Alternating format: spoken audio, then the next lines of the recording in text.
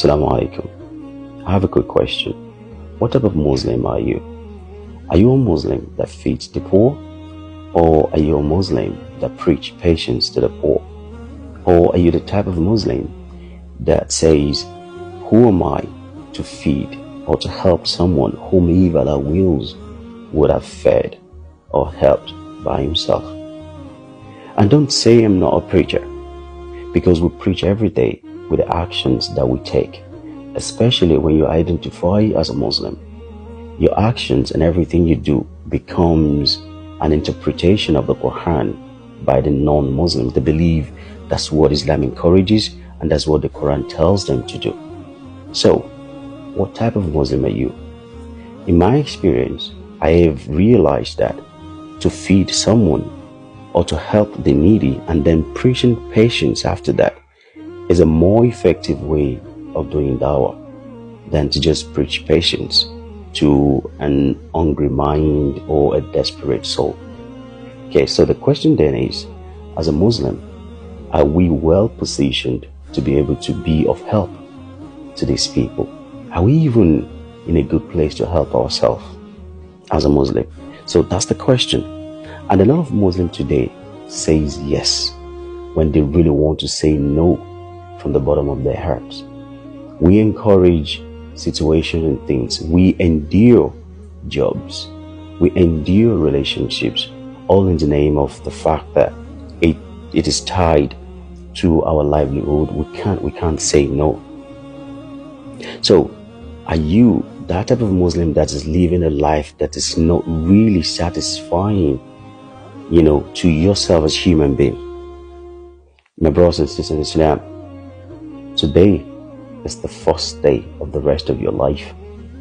So what are you going to do about this life that you live in?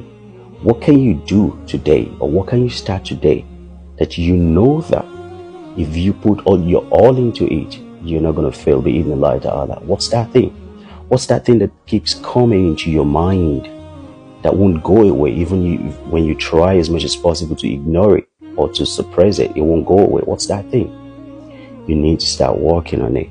You need to start working on something that has the potential to take you out of this current life that you are living, that will then make you be useful to yourself and the people around you. Do you know that every effort that you exert in becoming the best version of yourself with the right intention becomes an act of ibadah? Do you know you get rewarded for that? When you say, I want to be the best version of myself, to be able to help myself, my family, and the ummah at large. So, what are you going to do? Are you going to start today? Or do you want to keep enduring that life that you know you are better than, that you know you have the potential to be better than, or to do something about? And don't knock yourself down to say, I'm 50. What can I possibly do now? Say, for instance, you have 70 years to live and you're 50 now.